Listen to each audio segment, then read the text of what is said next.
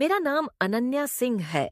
मैं 17 साल की एक युवा लड़की हूँ और उत्तर प्रदेश के एक छोटे से शहर वाराणसी में रहती हूँ। आज जो मेरे साथ हुआ वह एक ऐसी घटना है जिसे मैं आप सभी के साथ साझा करना चाहती हूँ। यह कहानी मेरे जीवन के एक अंधेरे पहलू को उजागर करती है, जिसे मैंने अपने शब्दों में पिरोया है। मेरे माता-पिता एक व्यावसायिक यात्रा पर मुंबई गए हुए थे।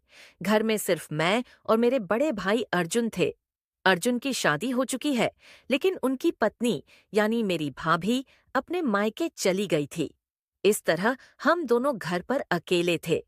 उसी रात मेरी सहेली नैना का जन्मदिन था और मैंने अर्जुन से कहा कि वह भी मेरे साथ चले। वह आसानी से मान गए और हम दोनों नैना के घर के लिए निकल पड़े। हम लोग शाम को 7 बजे के करीब घर से निकले। कार में बैठकर हम दोनों साथ साथ जा रहे थे। मैंने कई बार महसूस किया था कि अर्जुन की नजरें मुझ पर टिकी रहती हैं। जब से मैंने युवावस्था में कदम रखा है, उनकी आंखें मेरे कपड़ों और शरीर को निहारती रहती हैं। मेरी भाभी बहुत खूबसूरत है, लेकिन अर्जुन को इससे कोई फर्क नहीं पड़ता। वह किसी और के साथ घूमती रहती है और अर्जुन इस बात से बेखबर नहीं है। घर में जब कोई चरित्रहीन हो, तो फिर किसी को क्या फर्क पड़ता है कि कौन क्या कर रहा है।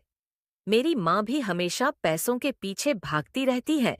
उन्हें इस बात से कोई मतलब नहीं कि वह किसके साथ क्या कर रही है। ऐसे माहौल में मैं हमेशा से अपनी इज्जत बचाने की कोशिश करती रही हूँ। मैंने कभी किसी लड़के के चक्कर में नहीं पड़ी और न ही मैंने कभी अपने चरित्र से समझौता किया है। लेकिन आज की रात मेरे लिए एक बड़ी परीक्षा लेकर आई।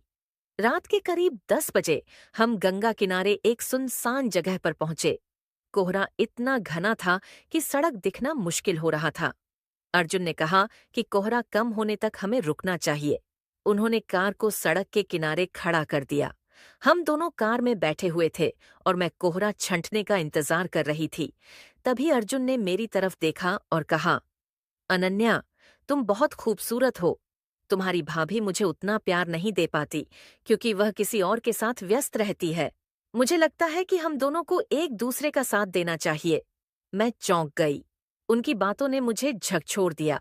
मैंने पूछा, भैया, आप क्या कहना चाहते हैं?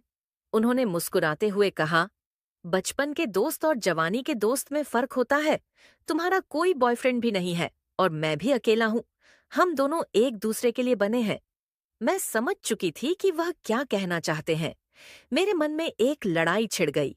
एक तरफ मेरा चरित्र था और दूसरी तरफ मेरे भाई की इच्छा। मैंने अपना सिर झुका लिया और अर्जुन ने इसे हाँ में ले लिया। उन्होंने धीरे धीरे मेरे बालों को सहलाना शुरू कर दिया।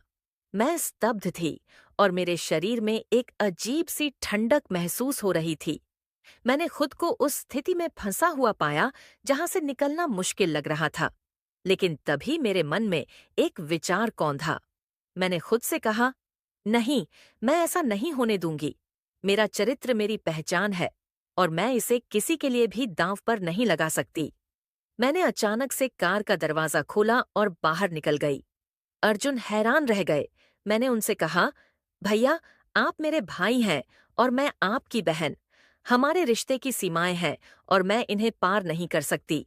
अर्जुन ने मुझे समझाने की कोशिश की, लेकिन मैं अडिग रही। मैंने उनसे कहा कि अगर वह मेरी इज्जत करते हैं तो मुझे वापस घर ले चलें।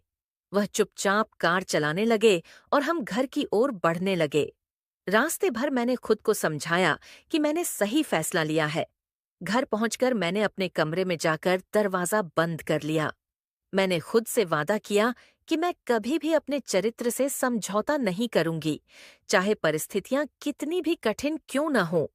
ये कहानी मेरी जिंदगी का एक अंधेरा पहलू था, लेकिन इसने मुझे और मजबूत बना दिया।